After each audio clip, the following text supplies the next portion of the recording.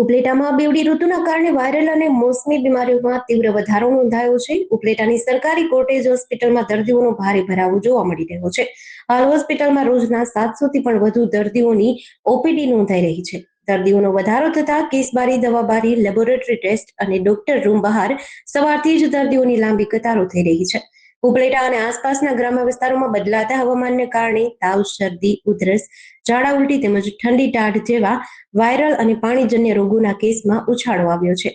દૂષિત પાણી અને બહારના ખાદ્ય પદાર્થોના સેવનથી પણ લોકો બીમારીનો ભોગ બની રહ્યા છે.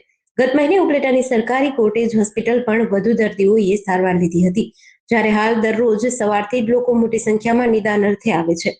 દર્દીઓની ભારે ભીડ વચ્ચે પણ હોસ્પિટલ તંત્ર સજ્જ જોવા મળ્યું છે. સરકારી કોટેજ હોસ્પિટલના સેવાભાવી કાર્યદક્ષ અધિક્ષક ડોક્ટર ખ્યાતિ કેશવાલા અને તેમની પૂરી ટીમ સરકારી કોટેજ હોસ્પિટલ ખાતે જરૂરી તમામ દવાઓ, ઇન્જેક્શન અને નિષ્ણાત ડોક્ટરો સહિતનું પૂરતો સ્ટાફ ઉપલબ્ધ છે.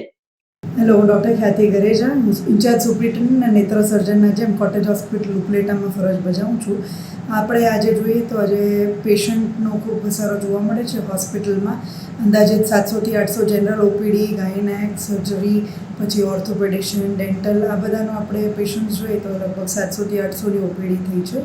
અને આંખ વિભાગના કેસ લગભગ 125 ઉપર આપણે કેસ નીકળી ગયા છે અત્યારે હમણાં વરસાદના કારણે ઘણા પેશન્ટ જોવા મળે છે આપણને.